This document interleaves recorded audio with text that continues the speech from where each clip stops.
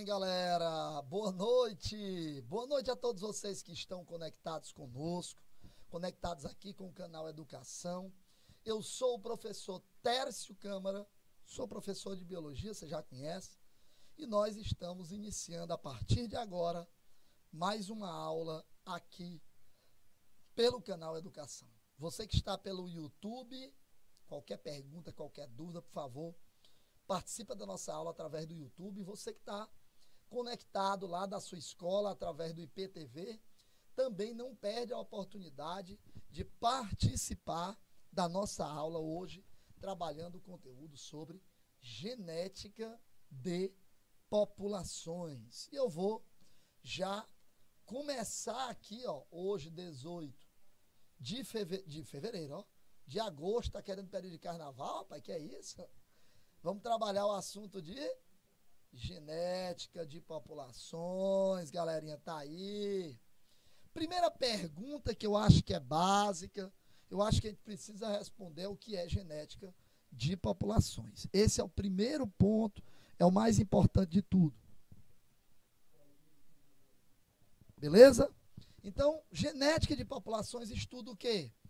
Estuda o comportamento da frequência dos alelos em uma determinada população. Professor, o que a gente quer estudando a genética de populações? Eu vou observar exatamente se houve ou não alguma mudança na frequência desses genes, se tem algum indício de que a população está evoluindo ou não está evoluindo, porque não houve nenhuma mudança na frequência. Então, esse é um ponto importante que a gente precisa, tá certo, avaliar. Tá bom? O que é população?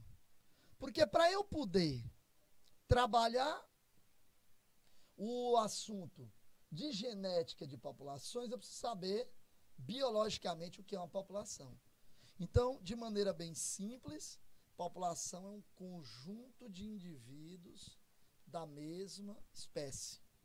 Mesma espécie, tá? Que vai, portanto, se eles são de mesma espécie, eles vão ocupar o mesmo hábitat, né? Vão ocupar, portanto, o mesmo hábitat, porque eles pertencem, evidentemente, à mesma espécie. Então, aqui, por exemplo, ó aqui, ó, isso aqui é a população, gente, ó, população, ó, tá certo? Aí é uma população. População é um conjunto de indivíduos que apresenta características muito parecidas, tá? Muito parecidas. E aí vem a informação sobre o pool gênico. Que quando se fala em gene, nós estamos falando de quê, gente? Toda vez que fala em gene, nós estamos falando de DNA. Nós estamos falando de material genético, sem dúvida. Então, o pool gênico, na verdade, é quando você tem um reservatório de genes que vão garantir particularidades, peculiaridades daquela população. Eu vou dar um exemplo aqui para vocês. Vamos supor que você esteja estudando a população asiática, tá? O povo asiático. Eu te pergunto, todos nós sabemos das características da galerinha lá asiática. Quem são essas características? O indivíduo olhinho puxadinho, ele é branquinho, mais ou menos, ele é baixinho, de baixa estatura, média estatura, cabelinho pretinho, liso, caído no rosto, rostinho arredondado, características típicas de uma população. Isso é chamado de pool gênico.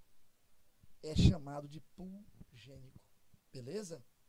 Então, isso é o que vai caracterizar e que será transmitida ao longo das populações de um modo geral.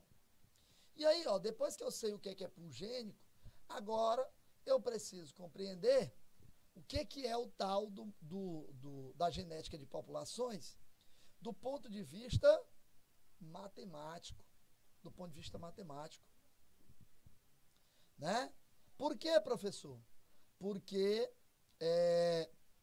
a gente precisa saber como é que matematicamente eu consigo calcular a frequência de indivíduos de uma população. Então vamos aqui. É o que nós chamamos de princípio de Hard e Weinberg. Godfrey Hard e Wilhelm Weinberg, tá? Esses dois carinhas aí, separadamente, estudaram o princípio onde eu calculo a frequência de indivíduos em uma população. Professor, eu tenho como calcular essa frequência, mas para isso, para eu poder aplicar essa frequência, eu preciso saber, por exemplo, eu preciso que essa população ela tenha alguns princípios atendidos, né? Tem que estar atendidos. Por exemplo, vamos lá, vamos por partes aqui. Primeiro, a população tem que ser grande. Primeiro ponto, está aqui. Segundo, os cruzamentos têm que ocorrer ao acaso, né? Cruzamentos ocorrerão ao acaso. E esses cruzamentos, eles têm que ser isentos de fatores evolutivos, tais como seleção natural, mutação, migração, deriva genética. Professor, por que nenhum desses fatores pode ter os chamados fatores evolutivos? Porque os fatores evolutivos promovem o processo de evolução. E a gente não quer que o processo de evolução ocorra aqui, porque se a população estiver evoluindo, a consequência óbvia disso aí é que a frequência dos genes em uma população que está evoluindo altera. Uma hora essa frequência está de um jeito, outra hora ela está de outro. Tá bom? Então esse é o grande detalhe. E aí vamos lá tratar sobre cada uma dessas separadamente. Vamos começar aqui falando sobre o que é uma população pamítica. O que é uma população pamítica?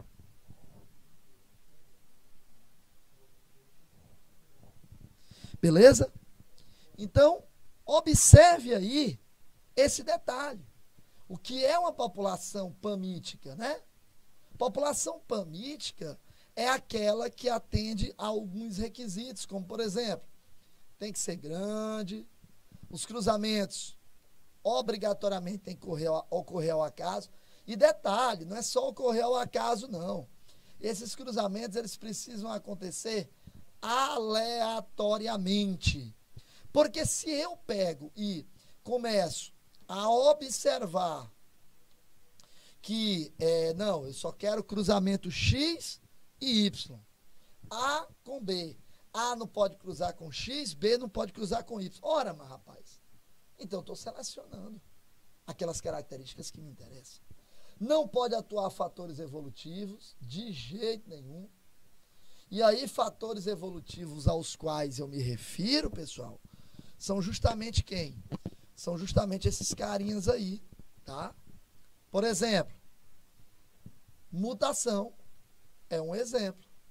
Mutação significa surgimento de novos genes. Mutação quer dizer surgimento de novos genes. Esses novos genes que irão surgir, tá? Esses caras, eles obrigatoriamente trazem mudança. E é isso que a gente não quer. Então, mutação tem que estar fora, que é a chave para a evolução, né? Tá certo? O outro ponto, migração. Migração quer dizer, olha aí, navio de refugiados, né? Olha aí, pássaros, aves migratórias. Tá vendo aí, ó? A migração que significa a entrada e a saída de indivíduos dessa população, da população. Entrada e saída de indivíduos da população. Então, entrada e saída de indivíduos da população quer dizer o quê? Quer dizer que está alterando, modificando, tá? Essa sequência de genes. Porque você está misturando essas características, tá certo? E se você está misturando as características, isso aí vai fazer com que esses indivíduos possam, mais adiante, mudar a frequência dos seus genes. Beleza? Show? Lindo, lindo, lindo e maravilhoso. Um outro ponto, um outro fator evolutivo é justamente a seleção natural. Proposta por esse cara bem aí, ó, o Charles Robert Darwin, né? Charles Robert Darwin, tá? Esse rapaz aí que você tá vendo, aí o esboço dele, né? Essa figura extremamente conhecida do processo de evolução, tá certo? Esse cara aí, o Charles Robert Darwin, né? Que é o pai do processo evolutivo da seleção natural. E aí a seleção natural não pode acontecer, né, galera? Aí você vai logo pensar assim, mas peraí, professor, calma aí, só um minuto. Como assim a seleção natural não pode acontecer? Onde é que já se viu uma população onde a seleção natural não atua? Onde é que já se viu isso, professor? Isso não existe. Isso aí não existe. Um lugar onde a seleção natural não atua, isso não existe. Significa o que, então? Significa que se não tem seleção natural, se não há seleção natural, essa população não está evoluindo. É outro fator que precisa ser levado em consideração. Tá bom? Outro fator importante. Deriva genética, que é quando você tem uma alteração abrupta, uma alteração rápida, drástica, né, da frequência dos genes em uma determinada população, provocada, alteração drástica, mudança drástica, provocada por catástrofes naturais. Provocadas por catástrofes naturais. Aí, então, nós temos o que a gente chama de deriva genética.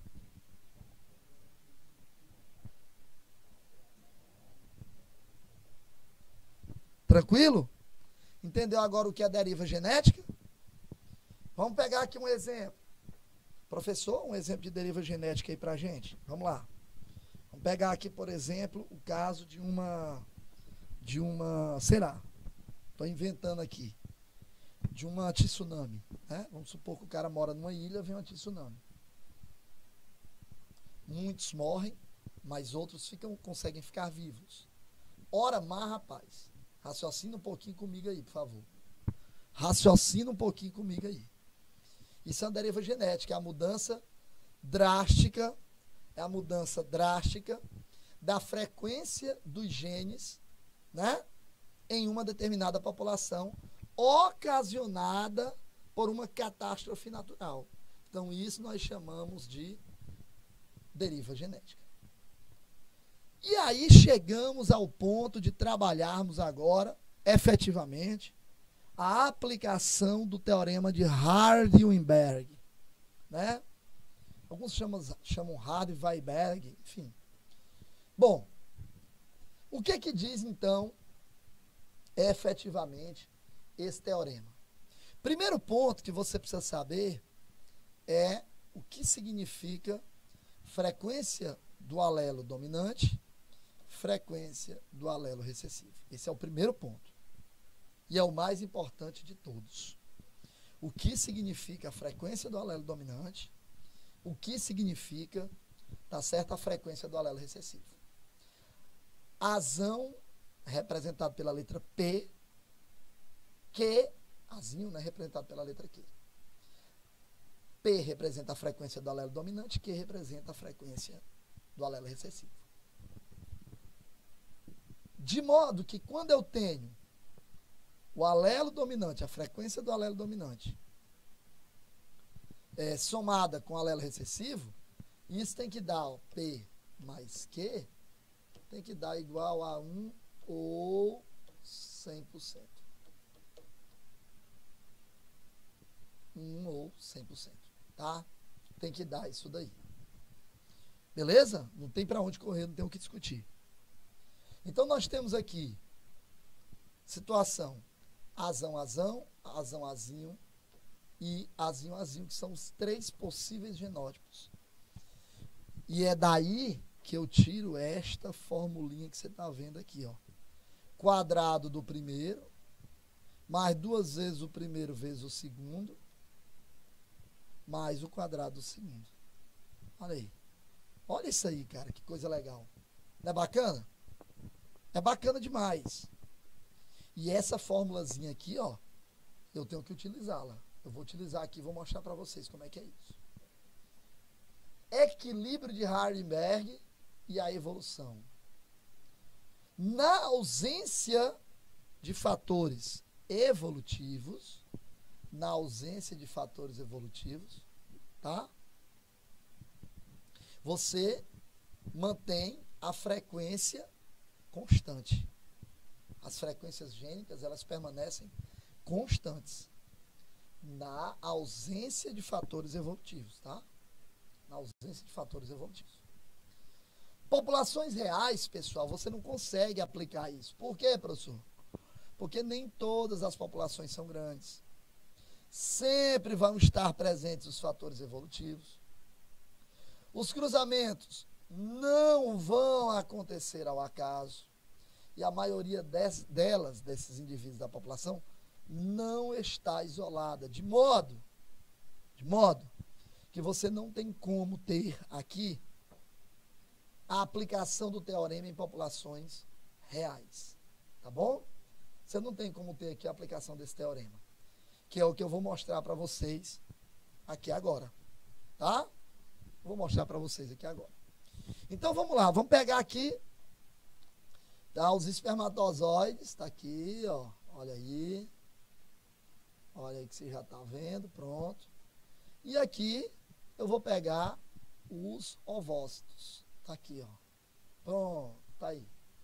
Muito bem. Então, eu tenho aqui o seguinte. Olha lá. Aqui eu tenho os gametas masculinos e os gametas femininos. Masculino, você tem o espermatozoide contendo o gene azão, o espermatozoide contendo o gene azinho. Mesma coisa para os gametas femininos. Contendo o gene azão e contendo o gene azinho. Quando eu junto esses caras, eu vou ter isso aqui, ó, azão, azão, representado pelo P ao quadrado. Azão, azinho, representado pelo PQ, do mesmo jeito aqui. Azinho, azinho, representado pelo Q ao quadrado. Show de bola? Lindo, lindo e maravilhoso? Muito bem. Tá aí, então. Então, eu tenho aqui o genótipo. Eu tenho aqui o genótipo. Beleza? Então, dessa maneira, eu vou encontrar a seguinte situação. P ao quadrado, 2PQ e Q ao quadrado. Beleza? Tranquilo? Muito bem. Olha aí o que eu tinha falado para vocês. Quando eu somo a frequência do alelo dominante com a frequência do alelo recessivo, isso tem que ser igual ao quê? A 1. Total da população. Frequência do alelo dominante mais frequência do alelo recessivo. Isso aqui tem que ser igual a 1. Quando eu aplico o teorema, eu obtenho. Lembra daquela historinha dos produtos notáveis lá da matemática? A mais B ao quadrado. Como é que é aquilo ali? Quadrado do primeiro mais 2 vezes o primeiro vezes o segundo mais o quadrado do segundo. Então, eu tenho aí essa sequencinha bonitinha aí, ó.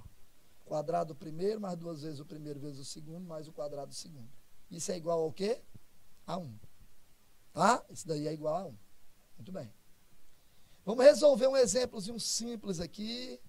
Nada de pressão, né? Só para a gente poder entender melhor. Tá bom? Vamos pegar um exemplozinho simples aqui. Vamos lá.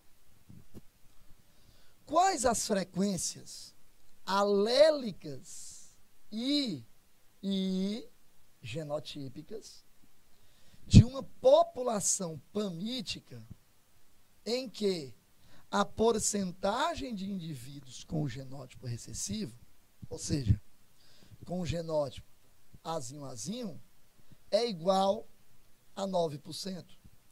Eu estou dando aí para você resolver 1 minutinho de tempo. Não precisa mais do que isso. Só para você se esquentar aí, porque nós vamos responder questão. Tá bom? 1 minutinho só, eu volto.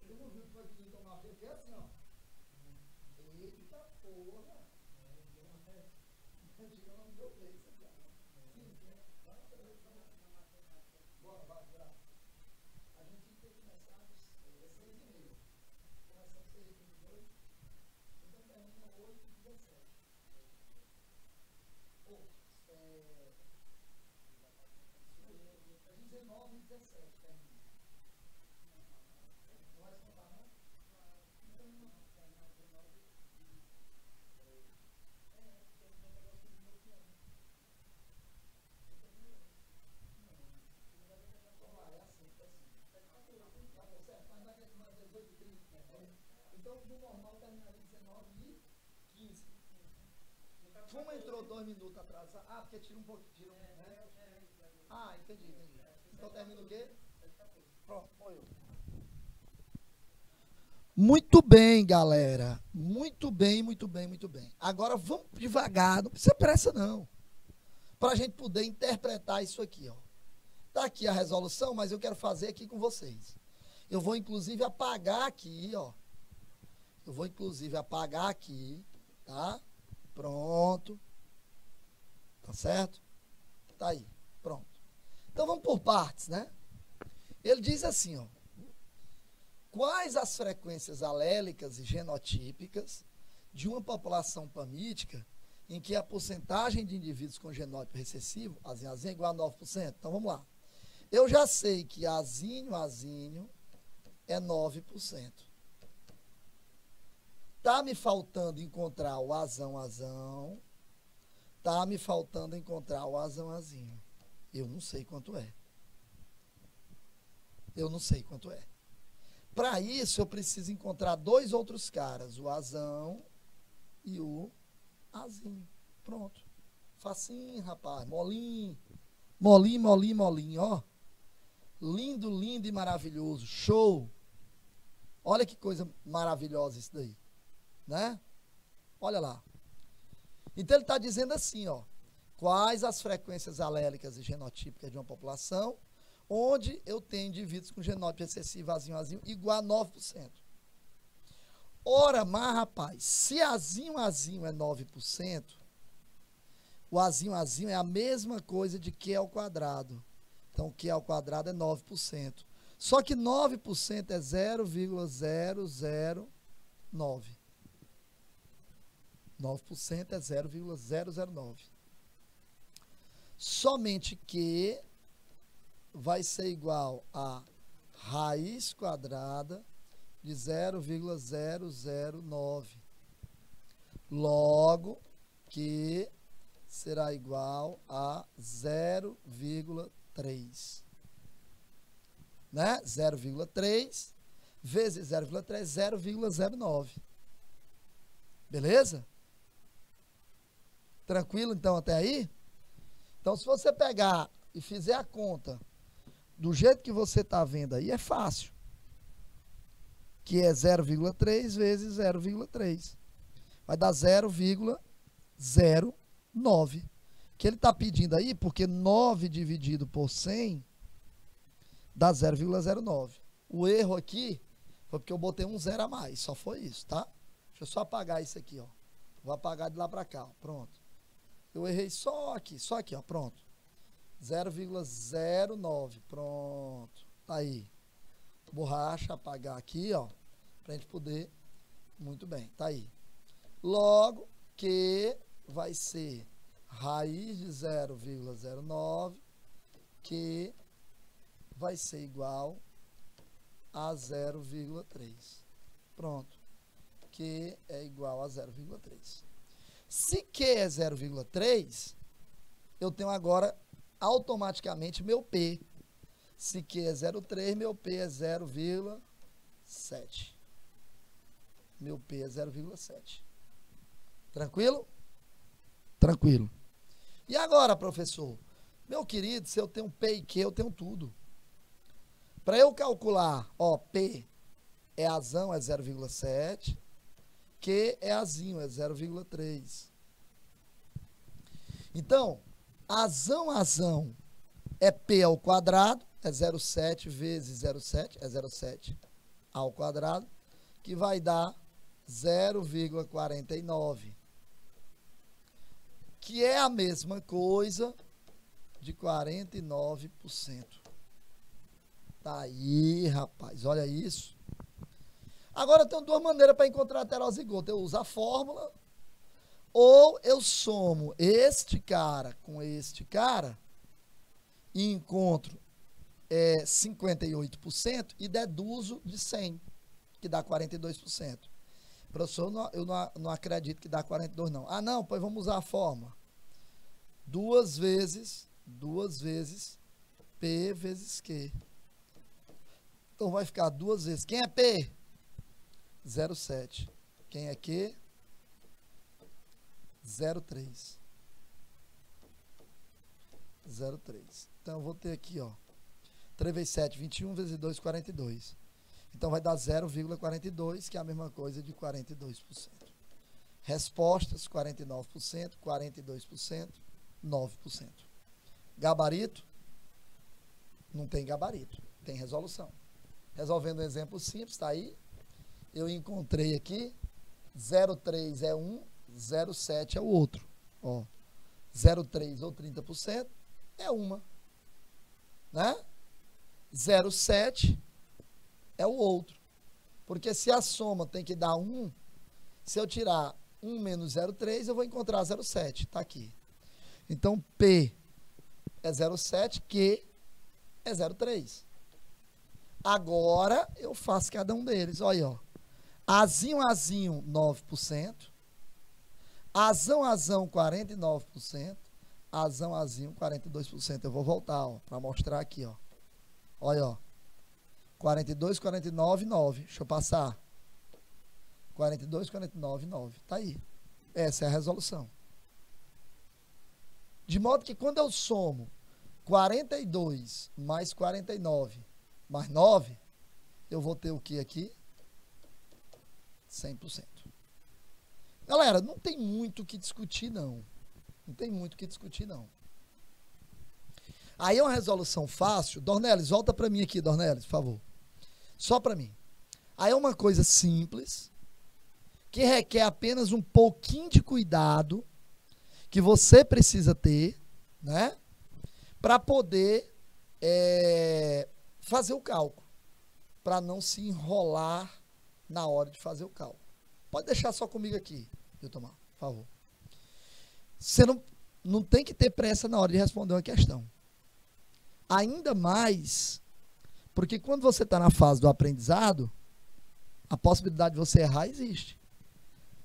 Ah, professor, mas eu não queria errar. Sim, filhinho, você não queria errar. Mas errar faz parte do aprender. Não é? Então é melhor que você erre aqui do que errar numa prova. Não é não? É melhor você errar aqui. Você concorda comigo? Claro. Tranquilo? Show? Vamos para cá. Vamos fazer algumas questõezinhas? Com tranquilidade. Vou deixar você bem à vontade. Tá? Vamos ler a primeira. Em uma população em equilíbrio de Hardenberg, observa-se que a frequência de um alelo dominante é de 0,8. Qual será a frequência do alelo recessivo após 5 gerações? É isso que ele quer saber. Frequência do alelo recessivo depois que se passaram 5 gerações. É isso que ele quer saber. 2 minutos para você. E eu volto. Até já.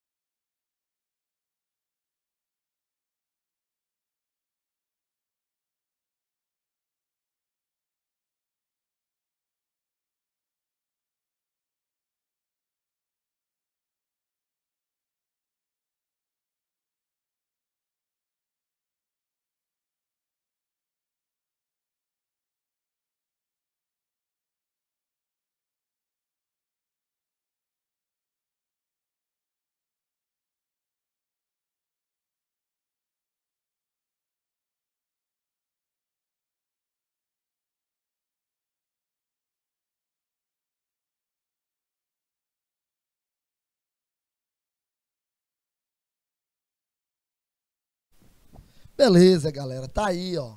Vamos devagarzinho, como eu falei para vocês, sem pressa nenhuma, para a gente poder fazer a coisa conforme manda o figurino. Olha lá. Ele está dizendo que a frequência do alelo dominante, ou seja, a frequência do P é igual a 0,8. Eu não vou nem atrás aqui de saber a frequência do Q, não. Mas eu não precisaria calcular, eu sei que é 0,2, né?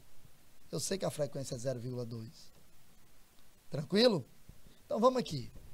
0,8, 0,8. Ele só quer saber o seguinte: passaram-se 5 gerações, qual será a frequência do alelo dominante? Gente, aqui está errado, tá? Na verdade, o gabarito é a letra A. Não é a letra D, não. E eu vou lhe explicar por que é a letra A. Então, desconsidere esse gabarito aqui, ó. E coloque gabarito, letra A. Deixa eu explicar por quê que o gabarito é a letra A. Existe um princípio na genética de populações que diz o seguinte: a frequência, um dos princípios, né? A frequência do gene em uma população que esteja em equilíbrio permanece constante ao longo dos tempos. Ora, raciocina. Se para eu aplicar o teorema, a frequência do gene tem que permanecer constante, e aqui eu estou aplicando o teorema, do contrário eu não teria como calcular isso aqui, então isso só pode significar uma coisa. Só pode significar que depois de uma geração, de 2, de 8, de 10, de 20, do que quer que seja, como a frequência, um dos princípios é permanecer constante, vai continuar sendo 0,8. Portanto, o gabarito aqui é letra A. Vamos para 2. Está na tela já, hein? Sabe-se que a frequência de um gene para um dado caráter dominante em uma população em equilíbrio, constituída de 8.000 indivíduos, é 0,2. Então, eu vou dar logo um dado para vocês aqui. O Q é 0,2. Eu vou adiantar aqui e vou logo dizer que P é 0,8. Por quê, professor? Ora, mas se Q é 0,2, P só pode ser 0,8, meu amigo. E ele está dizendo que essa população, ela é constituída, ela é constituída de 8 mil indivíduos. Pronto, armei. Quer saber o número esperado de indivíduos com característica dominante? Dominante nessa população. Dominante quer dizer que tem razão. 2 minutos e eu volto. Até já.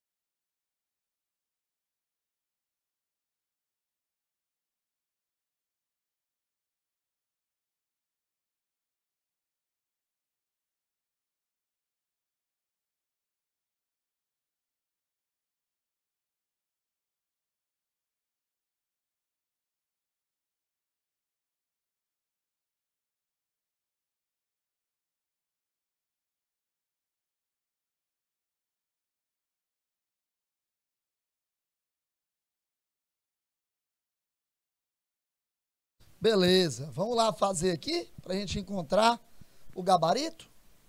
Então vamos lá. Eu tenho duas maneiras de fazer. A tradicional zona, né? Estão dizendo ali que é a letra C, que dá 6.400, tá? Então vamos ver aqui, gente.